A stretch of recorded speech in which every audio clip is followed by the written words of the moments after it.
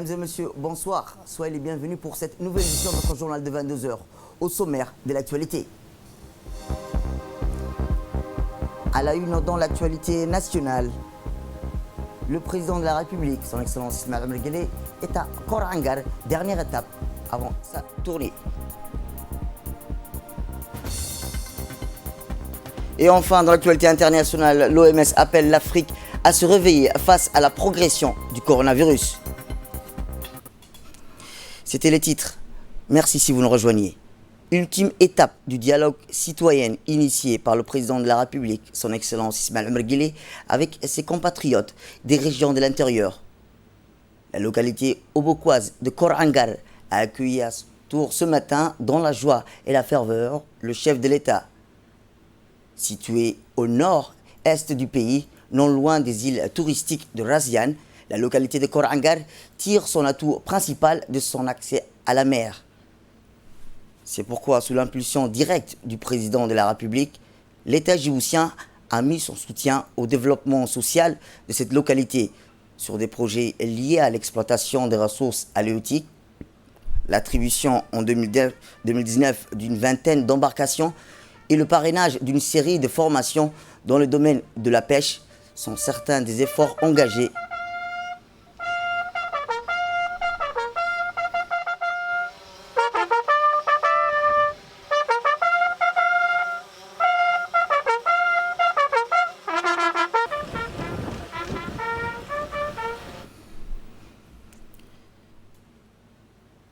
Sont les efforts engagés sous l'emblème de la puissance publique dans le domaine de la création d'emplois à Korangar. La concession de nombreux moyens, notamment un camion frigorifique, l'électrification par la voie du solaire des maisons des pêcheurs, constituent d'autres mesures consenties par l'État en faveur de cette catégorie professionnelle, la plus importante de cette localité. A noter aussi que l'appui de l'État en faveur du développement social de Korangar se manifeste sous la forme d'un soutien matériel et financier qu'il apporte à la coopérative des femmes de cette localité.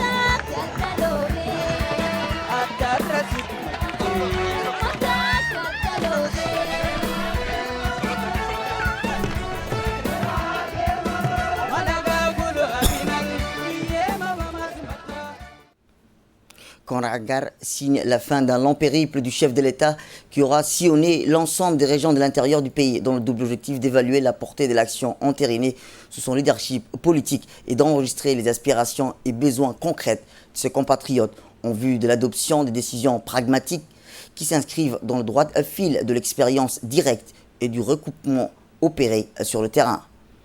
Après l'accueil populaire ce matin à Korangar, le président Guelleh, entouré du Premier ministre Abdelkader Khan Mohamed et des autorités locales, a eu des échanges et concertations sur la situation et les conditions de vie, les besoins de la population de Korangar. Les échanges ont démarré avec un mot d'introduction du président de la République, M. Ismaël Omar Guelleh, qui a remercié la population pour son accueil chaleureux. Notre tournée à Korangar, la dernière dans les régions, est d'une importance capitale.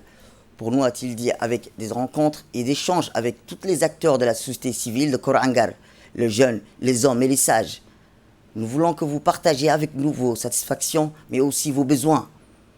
La sous-préfecture de Korangar a la particularité d'être riche en richesses halieutiques et des potentialités touristiques, avec des sites de plongée magnifiques et très attractifs pour les touristes.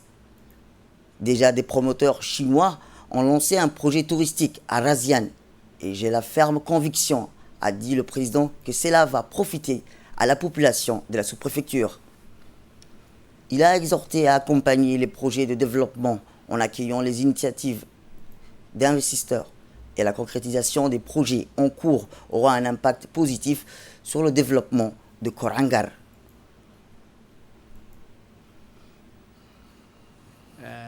haddee dheeftiisii unbaa hadhay, faa'iidadiisii unbaa hadhay, haddeetole ka faa'iidaysigiisii insha allahu tacaala marka dambe aan soo noqono haddii mar kale jiro, hadduu alla og yahay weji kale iyaa dhulkan loogu iman doona. Après le mot d'introduction, la parole a été donnée à la population. Le constat de la population de Korangar était explicite et bien détaillé. Après avoir passé en revue les réalisations, les représentants de la population de Korangar ont soulevé la difficulté d'accès à l'eau, le désenclavement, la situation de la coopérative de pêche de Korangar, dont les capacités ont été renforcées avec l'octroi des barques et des matériels, mais qui font toujours face à des difficultés de conservation et de coûts élevés de l'essence. Une représentante des femmes a soulevé l'exode rural causé par le manque d'un collège et le manque de structures d'épanouissement des jeunes.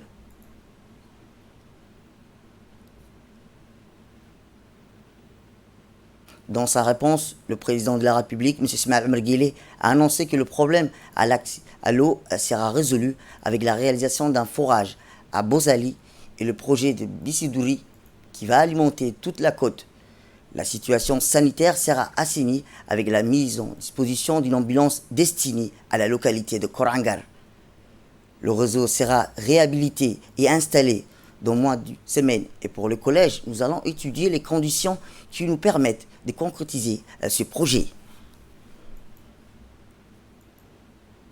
Dans la deuxième partie des échanges entre le président de la République, M. Ismaël Omar Guelleh, et la population de la localité de Korangar, dans la région de Bok, ce matin, plusieurs questions sociales ont été soulevées.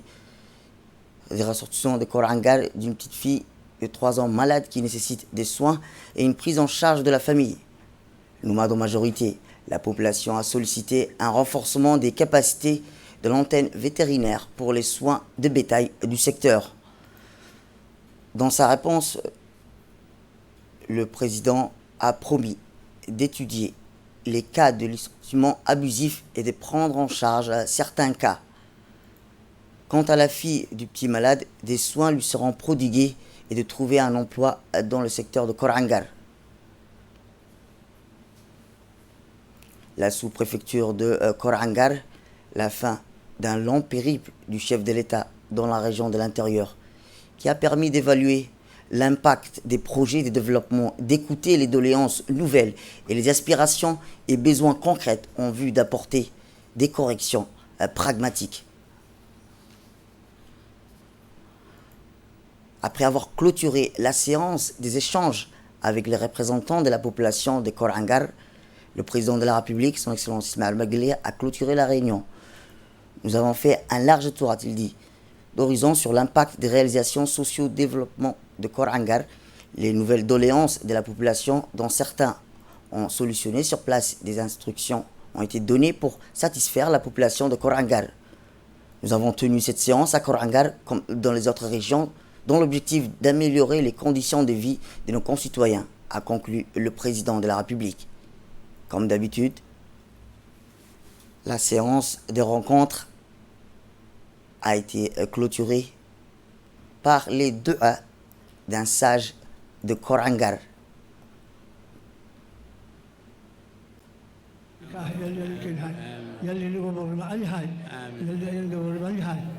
اللهم اللهم يربونك وكل يربونك وكل يربونك يا الله يا الله اللهم انت ربي لا اله الا انت خلقتني وانا عبدك ولا على عهدك وعهدك ما استطعت اعوذ بكل شر ما صنعته ابو لك بنعمتك علي وابو بذنبي فانه لا يغفر الذنوب الا انت اللهم صل على سيدنا محمد.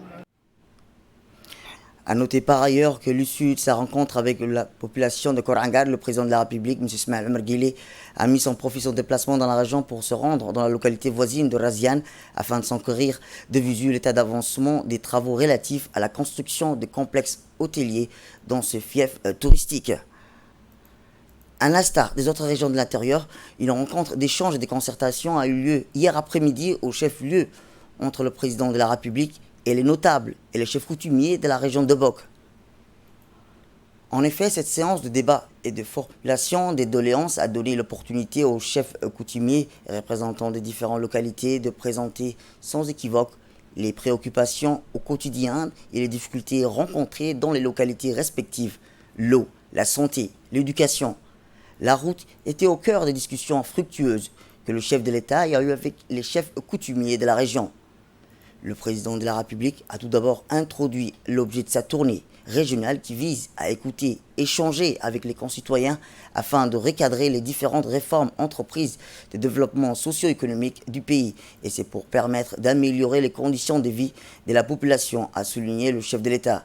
Le président de la République a par ailleurs salué les efforts consentis des chefs coutumiers dans le processus de la bonne gouvernance et le rôle important au bien-être de la société basé sur la solidarité, la fraternité et la pacification. Les notables de la région n'ont pas manqué à décrire leurs préoccupations, notamment l'accès à l'eau potable, l'instauration d'une cantine dans les écoles rurales, la construction des routes reliant les différentes localités afin d'harmoniser les déplacements, mais aussi la santé, où ils ont mis l'accent sur le besoin urgent de certaines localités qui ne disposent pas de postes sanitaires adéquats. Dans sa réponse, le président de la République, M. Ismaël Omar Guelleh, a d'emblée remercié les notables pour leur accueil chaleureux réservé à lui et à sa délégation.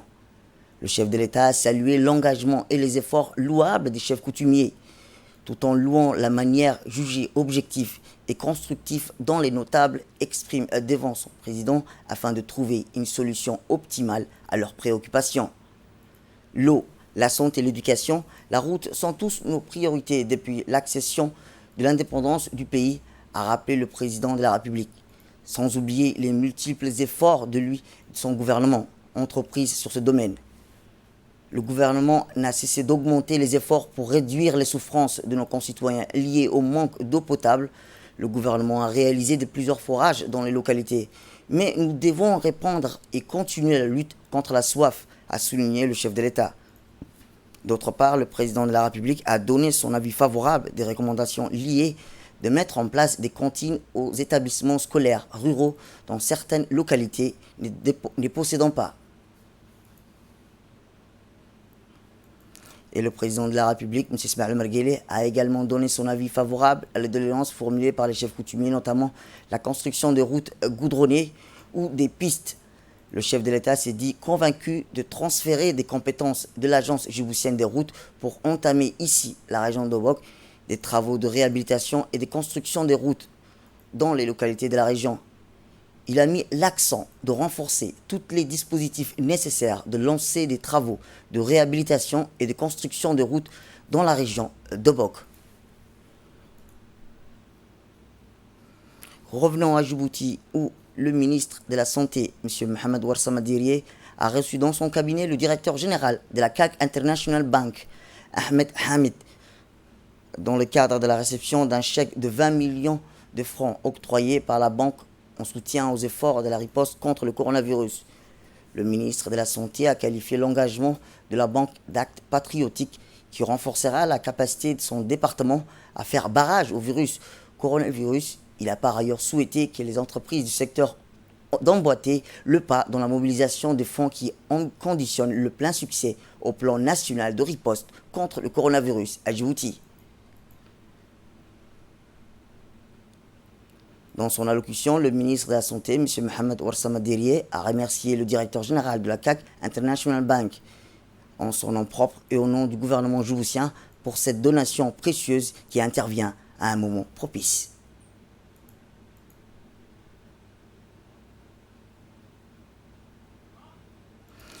Eh bien, concernant la mise en quarantaine préventive de 9 personnes annoncées hier, le secrétaire général du ministre de la Santé a tenu un point de presse. Voici ses propos. Comme promis, je voudrais vous faire le point de presse sur la situation Covid-19. D'abord,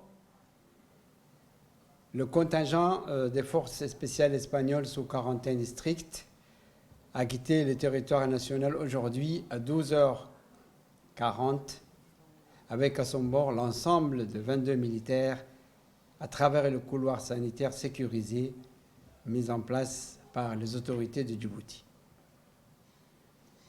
En ce qui concerne la mise en quarantaine préventive de 9 personnes a annoncé hier. Des tests de dépistage de Covid-19 se sont tous révélés négatifs. Ces personnes ont donc quitté dès hier soir, à l'annonce des résultats, le site de quarantaine. Il s'agit de 6 Djiboutiens, 2 Turcs et 1 Pakistanais. Le site de quarantaine en place à Bouffar compte actuellement 1 Djiboutien dont les résultats sont attendus ce jour. Aussi, le ministère de la Santé demande à la population de faire confiance aux autorités sanitaires qui prennent toutes les mesures nécessaires pour contrer cette pandémie. Je voudrais affirmer que ce point de presse journalier sera maintenu pour tenir la population de Djibouti informée de l'évolution de la situation de Covid-19. Eh bien, dans un communiqué qui nous vient directement du ministère de la Justice, où le ministre de la Justice et des Affaires pénitentiaires informe qu'après consultation des autorités judiciaires et des directeurs des services centraux, il ordonne la limitation des activités des juridictions à compter du lundi 23 mars pour se conformer aux instructions des autorités sanitaires de limiter les regroupements. Ainsi, la suspension des audiences publiques, des cours et tribunaux s'avère essentielle afin de se conformer à ces instructions. Par conséquent, la réception du public au niveau des juridictions est suspendue, sauf en cas de nécessité absolue, laissée l'appréciation des présidents des juridictions. Mais il y a des audiences dont la tenue ne saurait être différée. Il s'agit de celles relatives aux contentieux présentant un fort enjeu en termes d'ordre public et nécessitant une réponse judiciaire immédiate, ainsi que les audiences en réfère, lesquelles se poursuivront et seront ouvertes aux seules parties et leurs avocats. Les extractions judiciaires des détenus et les visites des avocats sont limitées au strict nécessaire. Quant aux visites des détenus, elles sont suspendues jusqu'à nouvel ordre. Le service public de la justice met tout en œuvre pour préserver les intérêts des usagers du service public ainsi que les liens familiaux des détenus. Les familles qui le souhaitent pourront avoir des informations de leurs proches détenus. Autre communiqué, dans le cadre de la prévention contre la pandémie du coronavirus, les établissements d'enseignement supérieur publics et privés seront fermés du jeudi 19 mars après les cours jusqu'au dimanche 5 avril inclus. Tout à fait autre chose, la première session ordinaire de l'année 2020 de la commune de Boulaouz s'est déroulée le lundi dernier dans la grande salle de réunion du siège de l'UNFD à Djibouti. Placé sous l'égide du président de cette commune, de la capitale djiboutienne, Mohamed Omar Ismail, l'avènement a réuni sur place l'ensemble des élus locaux de Boulaouz pour débattre sur les différents projets de la commune mis en place dans le cadre de l'élaboration du plan de développement de la ville de Djibouti.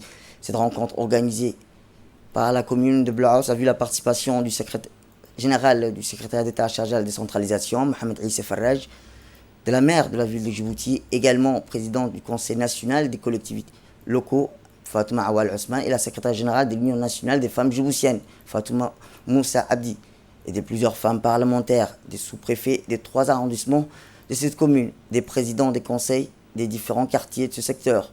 Ce plan de développement dont il est question de valider lors de cette rencontre entre les élus locaux de Boulaouz repose sur 5 principaux axes qui ont pour objectif stratégique l'amélioration de l'accès aux services. La création de 3 maisons de couture qui seront installées eux aussi dans les 3 arrondissements, pas au sein de l'arrondissement, mais dans les quartiers du premier arrondissement, du 2e et du 3e, à savoir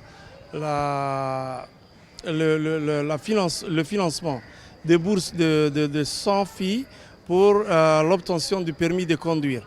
Et ceci dans le cadre de la valorisation de la femme djiboutienne.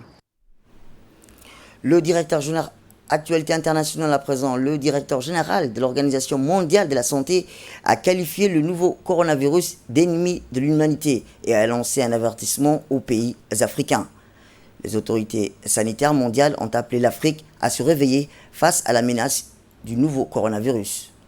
Le directeur général de l'Organisation mondiale de la santé a qualifié le nouveau coronavirus d'ennemi de l'humanité et a lancé un avertissement aux pays africains.